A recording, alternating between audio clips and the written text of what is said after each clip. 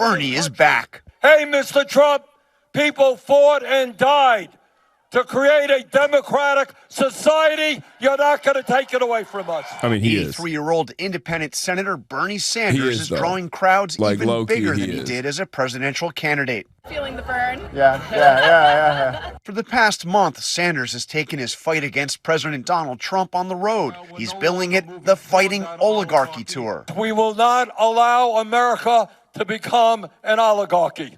In Denver, the anti-Trump sentiment was strong. Oh, I think it's a disaster. And he talks about he has a mandate. He never had a mandate. But so was the frustration with Democrats. How's the Democratic Party doing challenging this? They got to be a little tougher. Quit being a bunch of doormats. It feels like we're left stranded when everything feels like it's crumbling. Tour's Western swing, Sanders was joined by New York Congresswoman Alexandria Ocasio-Cortez. He has handed the keys of the federal government to Elon Musk and is selling off our country for parts to the richest people on the planet. More than 30,000 people showed up for their joint appearance in Denver. Look, as you know, when you run for president, you do a lot of rallies, and we've done a lot of big rallies.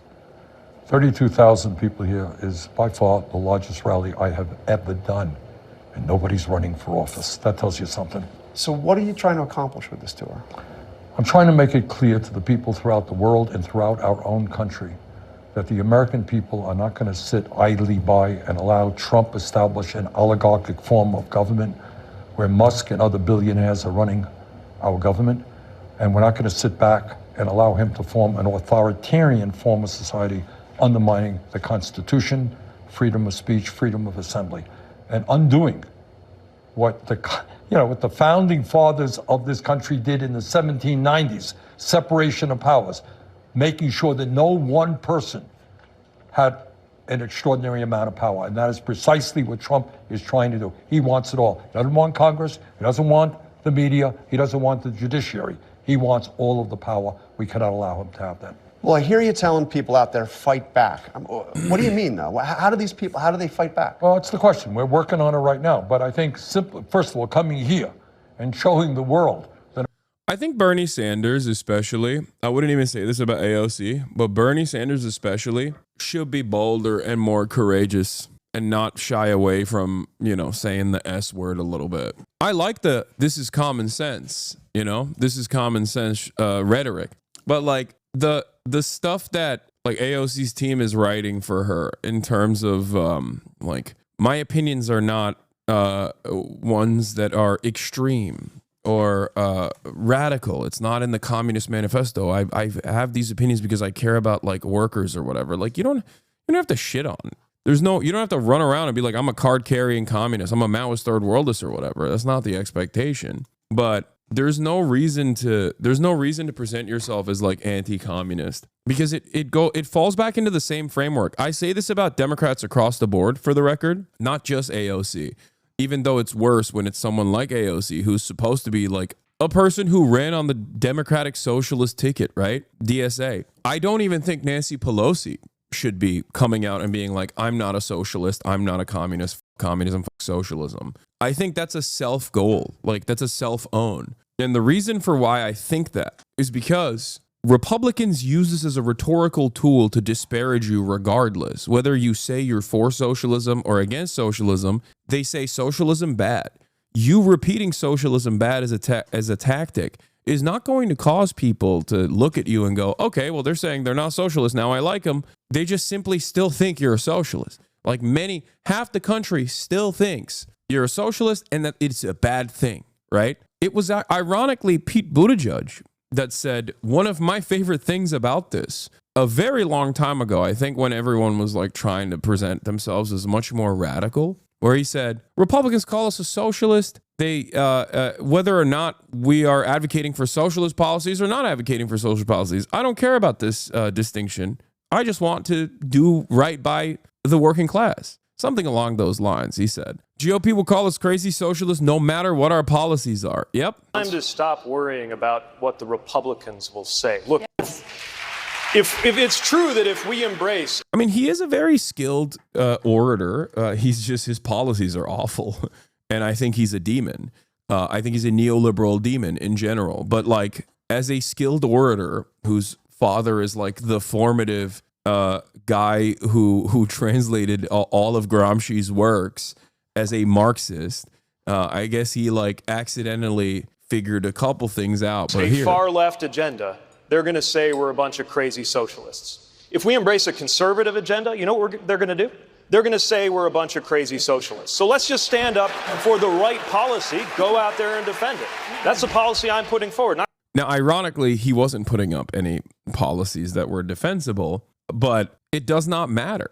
It does not matter what Republicans say. They call Jeff Bezos a socialist, man. You're so stupid if you think that like Republicans are going to be honest and stop using socialism as a pejorative. Trump uses Palestinian as a pejorative. Get out there, reach out, make the case. And for one thing, don't ever shy away from our progressive values. One person's socialism is another person's neighborliness. Yep. Great way to frame it. My expectation is not for AOC to run around with the little red book attached at the hip. However, my expectation absolutely is that you don't adopt the framework of the right. Never adopt the framework of the right. Never adopt your enemy's frame of reference. They do not live in this plane of existence. They do not live on the same planet as us. They have created their own version of events for virtually everything. I find it very silly that these guys who are increasingly more manic, increasingly more insane, are able to dominate discourse in a very aggressive manner. Yeah, Summer Lee said that, and AOC agreed with Summer Lee back then, you know? They're going to call you socialist anyway. There's no reason. There's no reason to like reject socialism. It's just so stupid. This feels like shadowboxing though. No, this is a minor note that I heard from AOC in her speech at the Nevada rally, where she said this line that now she's using in her emails as well, which is like, my opinions are not, extremist radical opinions. They're not, I didn't get them from the Communist Manifesto, implying that the Communist Manifesto is like a radical extremist piece of work. It's actually because I care about labor. And I get what she's trying to do there. She's trying to say like, these are common sense opinions, but the best way to do that is not by disparaging like the Communist Manifesto or socialism in general, right? Like, disappointed to learn today AOC's email list that reading the Communist Manifesto makes me extremist. Fox News and the right wing would have you believe that my American values are something out of the Communist Manifesto, but I don't believe in healthcare, labor, and human dignity because I'm an extremist. I believe these things because I was a waitress. Which is like, I think that line without the Communist Manifesto is fantastic. I don't believe in healthcare, labor. Like, right wingers would have you believe that caring about healthcare, labor, and human dignity is an extremist value. But I don't believe in those things because I'm an extremist. I think they're the extremists. I believe those things because I was working class is like totally a solid way to reframe the conversation. You don't have to like associate Marxism and socialism with extremist values, especially because they will consistently keep using that as a weapon against definitely AOC and everybody else. They use it against Nancy Pelosi. They even use it against the likes of Jeff Bezos. So there is no reason to ever adopt that framework. I said this during the anti-Semitism and the protest debacle that was taking place, and Kamala Harris was like, anti-Semitism at these protests and these pro-Palestinian protests are completely unacceptable. You cannot burn an American flag. It's like, why are you taking ownership over that? Republicans never take ownership over actual radical issues, right? Like actual insane shit that their base of support is actively on board with. They provide cover for actual Nazis. There is no moral equivalence between socialists and Nazis, okay? I'm not saying that. But if there's like supposedly this golden mean, this center of American politics, and you have Nazis on the one side and you have socialists on the other, which again, not a real moral equivalence here. There's no moral equivocation between, neo-Nazi sentiment and socialist sentiment, obviously. That's why I can openly say that I am a socialist, whereas Nazis can't really openly say that they're Nazis unless they're now on Twitter, and now they do say that they're Nazis, but even then they try to hide it sometimes. Basically, my point is there's never a reason to own what the right is claiming is what your fans are doing. There's no reason to do that. if you are reaching a broader audience. There's no reason to take ownership over it and defend it even. Just don't even talk about it. Who cares? Deflect. You're a politician. You do it all the time. Politicians deflect expertly all the time when it comes to issues that will tangibly improve, materially improve the working class. They're so good at deflecting away from, hey, when are we going to get health care?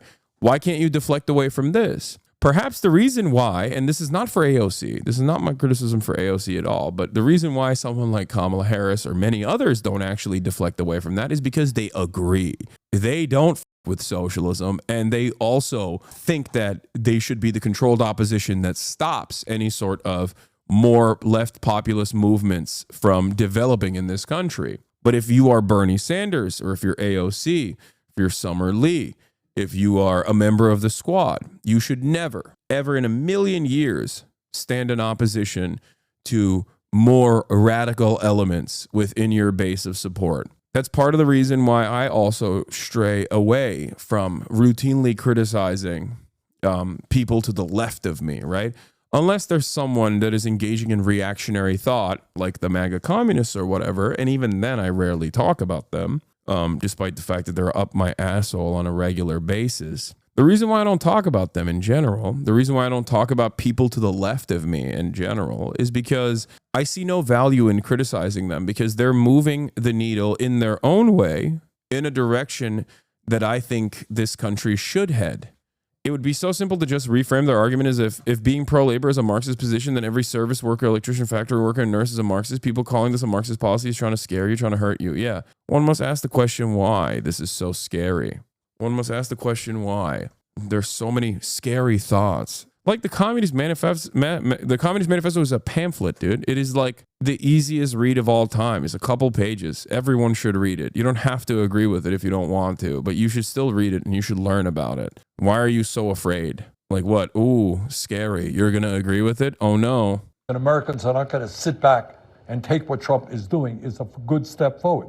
But obviously what we need to do is what neither political party is capable of doing right now. And that is develop a strong grassroots movement prepared to run candidates, prepared to stand up and question candidates, demand responsibility from their elected officials to stand with working families and not just the 1%.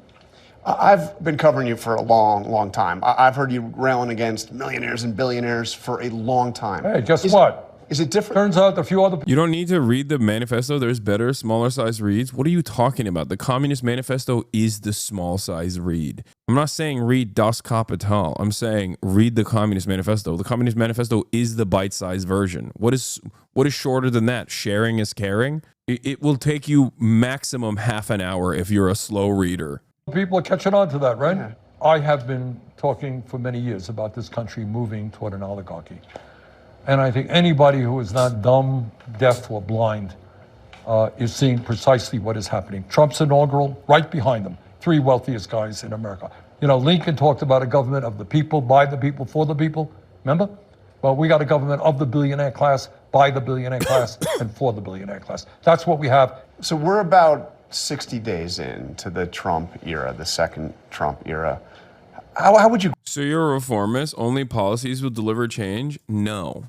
I always maintain, and I've told everybody this over and over again, that if you want to instill class consciousness in a country that is incredibly reactionary, like the United States of America, you have to use the appropriate venues that you have. You have tools at your disposal. Obviously, social democracy, look to Europe, is not this infallible, perfect utopia, because it will inevitably crumble under the pressures that exist here in the United States of America as well. But go ahead, run around talking about how there's a need to build a vanguard party so we can violently overthrow the dictatorship of the bourgeoisie right now, and see how far you get with that. I look at the current situation. I look at messaging. I look at the current material conditions, and I look at the attitudes that the American working class has.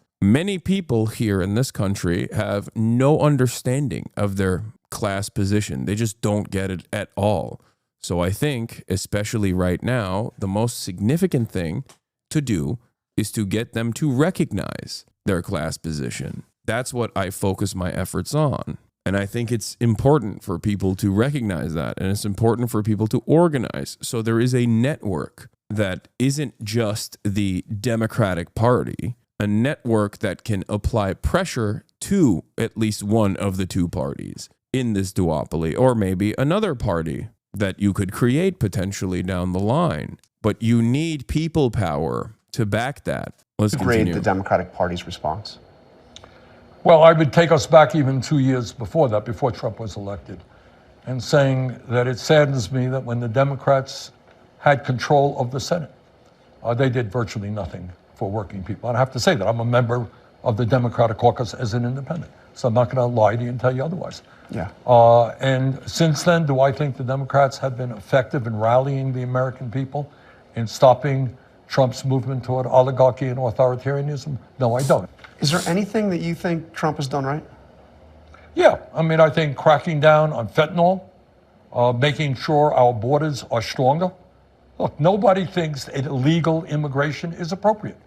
And I happen to think we need This is the part that was not great. comprehensive immigration reform. But I don't think that it's appropriate for people to be coming across the border illegally. So we've got to work now on comprehensive immigration reform. The idea that Trump has, I don't know what his...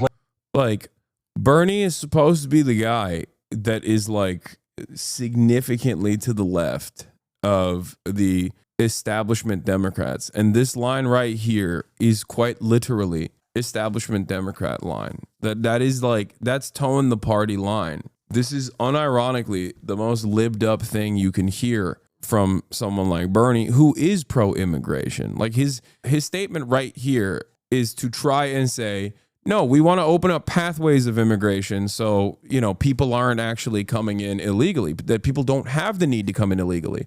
But I think that that is the appropriate way to communicate this, rather than to say, yeah, nobody wants illegal migrants coming in. I hate them.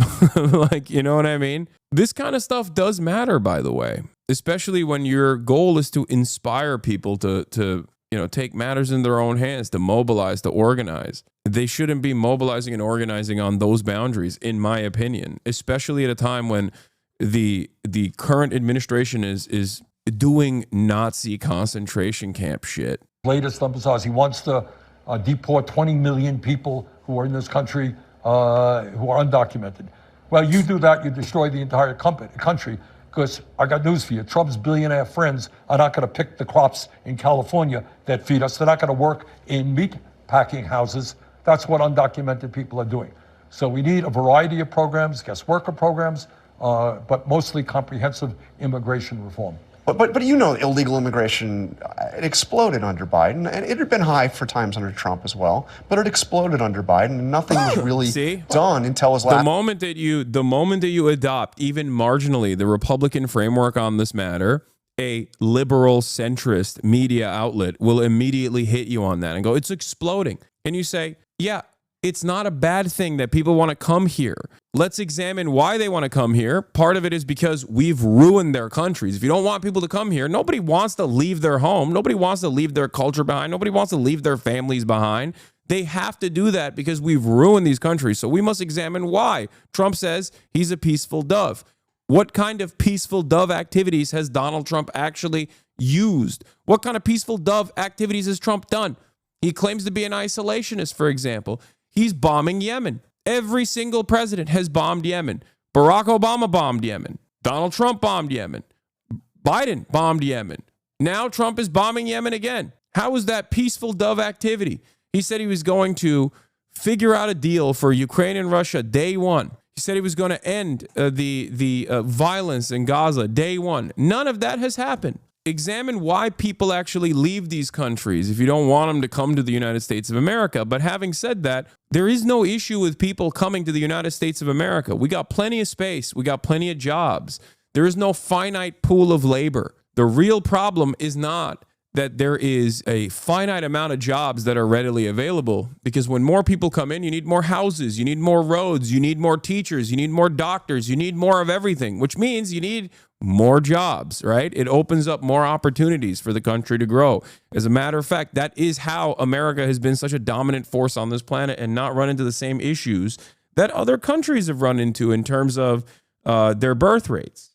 Here's the problem. The real issue is not that people are coming into this country and taking our jobs. The real issue is that people are coming into this country and not getting the proper documentation because they're desperate, and they're being exploited. And that is depressing wages for the US-born working class individuals. But the billionaire class loves that. And they know that the more they ham up the anti-immigration sentiment, the more that they say immigrants are stealing your jobs, the more likely it is that you never actually document them, because they don't want you. They don't want those immigrants to get the documentation, because if they don't have that documentation, they can keep making them work for pennies on the dollar.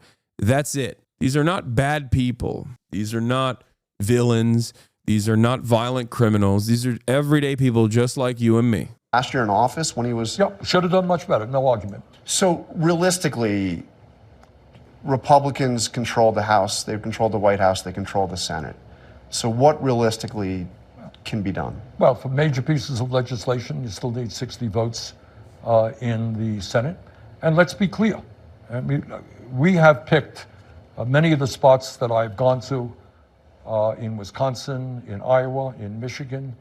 What do you expect from a country founded on slavery and genocide? Chatter, that's defeatist. I recognize that as well, but that's a defeatist attitude to have. It's not a productive one to have. When you're like, oh, America's just racist. It's like unfixable, unsolvable. Okay, so what do? Nothing. We just step aside. There's no reason to have that conversation other than to say, I told you so, I guess. It might feel good to be like, I was right, and I told you so, and I knew that this was the case. Okay. America is an incredibly reactionary country. America is an incredibly violently anti-communist, anti-socialist country, right? And yet I still try to explain these positions through common sense and try to get people on board with a different way of seeing the world, regardless of the antagonism that people feel due to social conditioning. If I were to have your attitude and say, what are you going to do? People are never going to shake away their white supremacist attitudes. They're never going to shake away their reactionary, counter-revolutionary, anti-communist, anti-socialist, anti-Marxist opinions. Then I would not have been able to grow a community such as this one that is comprised almost entirely of individuals that for one reason or another actually had their minds changed. You just can't stop advocating for what you know is the truth. We chose them carefully. Yeah. And those are because they have Republican congressmen who won by small margins. Right now, I don't know what the number is. I think if 2 or 3 Republicans out of 200 and whatever it is, 18 or whatever they got, choose not to support giving tax breaks to billionaires and cutting Medicaid and education, we can defeat this big supplemental bill, the beautiful bill that Trump wants to see passed. So right now, what we're trying to do is put pressure on those congressional districts, demand that Republican Congress people sit down and talk to their constituents and explain why they think it's a good idea to give $1 trillion in tax breaks to the 1% and cut veterans programs, cut Medicaid, cut Social Security, cut education.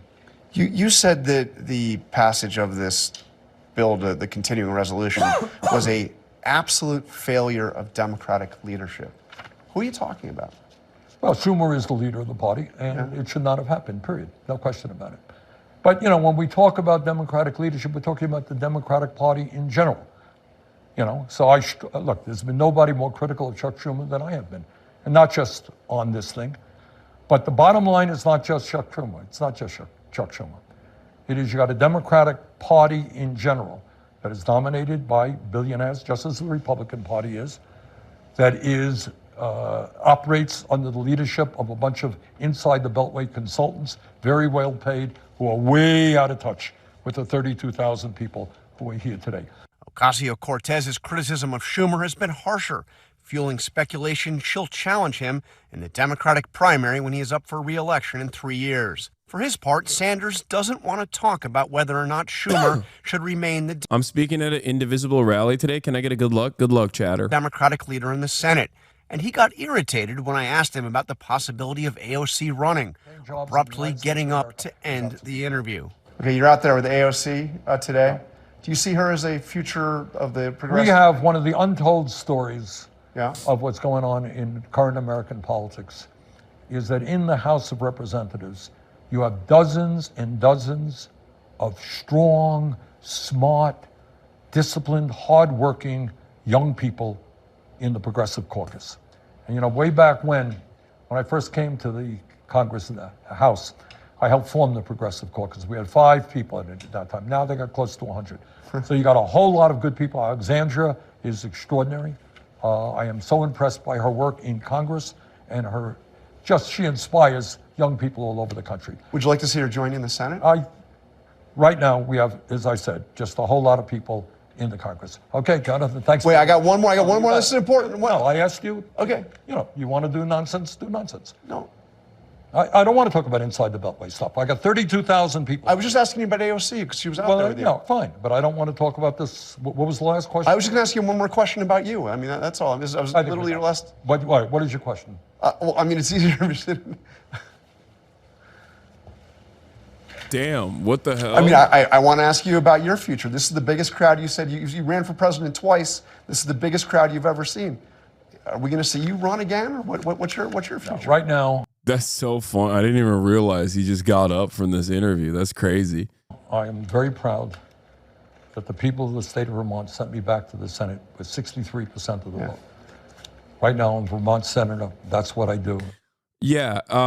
The reason why he got mad is you're correct, Lightbender. My mom wants to know why he got upset during this interview. I told her, in my opinion, it's because he's trying to stay on message while they're more concerned about who the Democrat leader is. Kind of like how you cover a topic and a chatter comes about drama bait. Yeah. No.